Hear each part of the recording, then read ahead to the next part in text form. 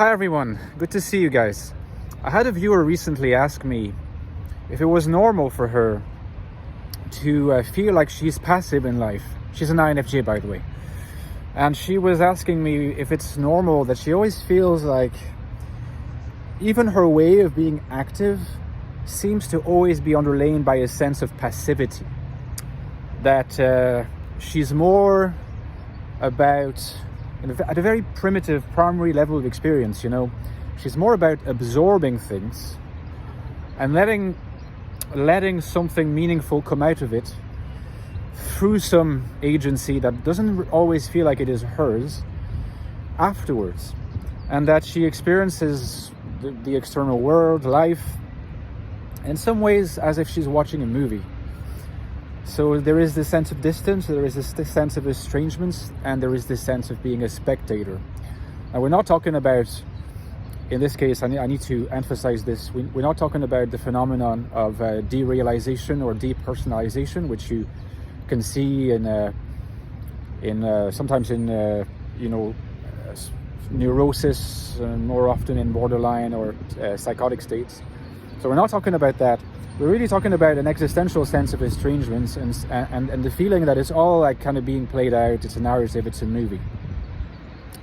Now, of course, and I've discussed this with her since then a little bit as well, this is an experiential manifestation of alienation. So if you experience that, not occasionally, but pretty much as this kind of low-key, sort of like flat energy sort of backdrop to just about anything in your life and how you experience things, something that you can sort of leave on the back burner. You don't need to always pay attention to it, but if you just stop and think for a second, this will always come back, this sense of being part of a film.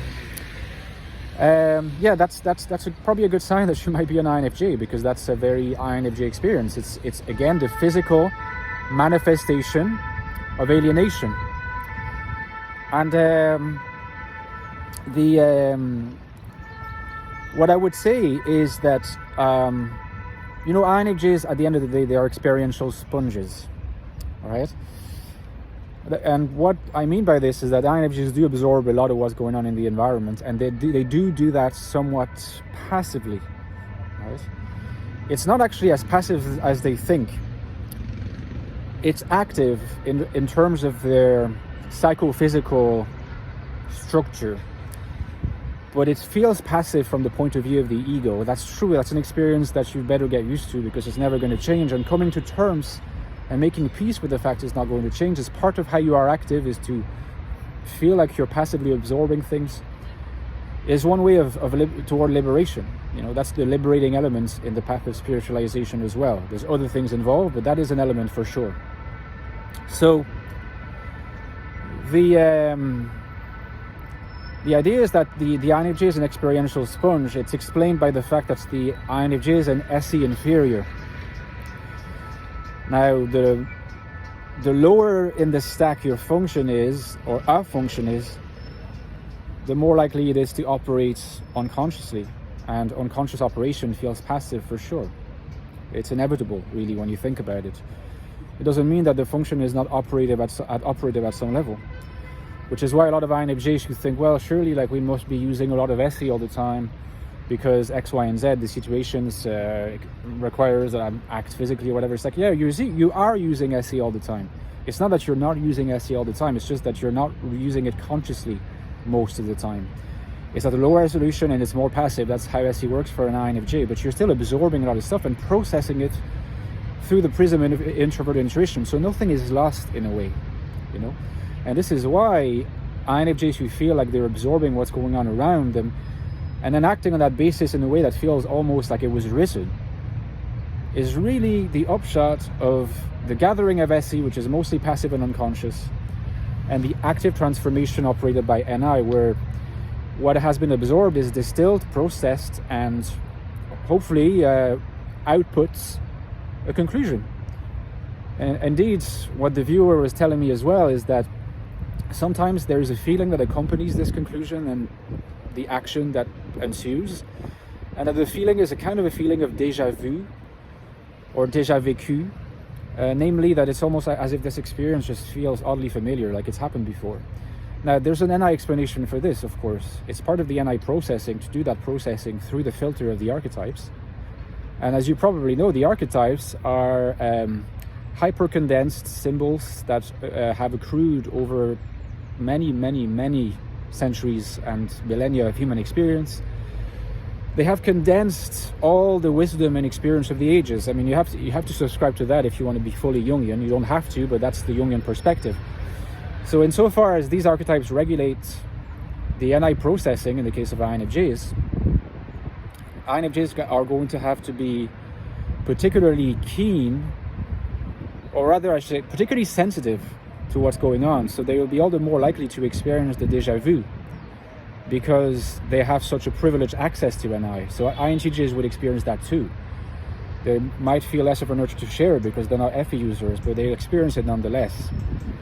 Everybody has their psychic realm operated on by the archetypes, but not all types are equally acute when it comes to accessing that and bringing that to conscious thought. NI dominants are in an ideal position there. And since these experiences have happened in different versions many times before, that explains the feeling of déjà vu. You understand what I mean? So, that's why INFJs should not feel bad about what they consider to be something like passivity. They think it's something like passivity because their ego feels that way, but actually it's their way of being active. And this change of frame, this change of perspective on what's really going on, hopefully can lead you to appreciate what you're doing way more and realize that maybe you're not quite as passive as you think you are. And I just wanted to make a last point, and that connects back to the videos I made on INFJ energy, on the interstices in the fabric of external reality, where an opportunity to bridge the NI world and the external world opens up, usually manifests as a surge of energy where you're capable of producing a meaningful action that you will remember at the end of the day and feel good about. And if you're able to transform that into a habit of practice, you will start feeling quite good about yourself and essentially be engaged on the path of spiritualization. Well, of course, there is a deep link between this and the connection between SE gathering of data, the absorbing, the experiential sponge that SE sort of oversees, and the NI processing. In a sense, you could say that, well, most of the time, like our energy is kind of fluctuating and not high enough to feel an intense surge of meaning that leads us to act, or at least have the option to act, because we're just passively aggregating information. And these interstices that are experientially felt, these openings in the fabric of reality where a bridging can be made, are also points of connection between, that's not happening at our own psychic level, points of connection between the gathering of SE and the processing of NI. Once you understand that, you've understood a lot about INFJs, trust me. Now, before I leave you guys, if you would like to know more about all these topics, don't forget I have written 2 books on the INFJ where I explore all this in a great deal of detail. So my last book, I'll introduce it first, is called The Infinite Soul, INFJ Life in the Modern World.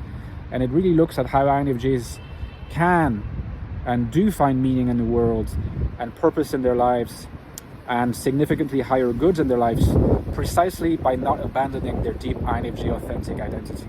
It might seem kind of a little bit intimidating because the world is often felt hostile, but this is the book to get if you want to know how to do this. Okay, so check out the link below. The first link is the link to that book. And of course, this is the prequel, which is The Ecstatic Soul, a new look at the INFJ personality, it's the deepest investigation of the INFJ mind and INFJ consciousness that you will find online. It really explores what it's like to be an INFJ, what it's like to think like an INFJ, and what it's like to feel as an INFJ. So if you want to know more about that, get this book. And as you can see, the 2 books are going very well together. They complete each other, so I recommend that you get both if you're interested. Now, as usual, guys, the absolute lifeblood of my channel is my Patreon page, so please consider supporting me on Patreon at the links below. It helps me keep going with this channel, producing quality content for you every day. I like what I'm doing for you, and I think you guys are liking it, so please consider supporting me. You know that you get access to bonus videos every 2 weeks where I go more in depth about particular topics. And you get access to the community, which is growing. We're thinking of creating a new Discord. There's lots of interesting exchanges there, so you get some perks as well. Okay, I'll see you soon, guys. Thank you so much for considering all that. Bye-bye.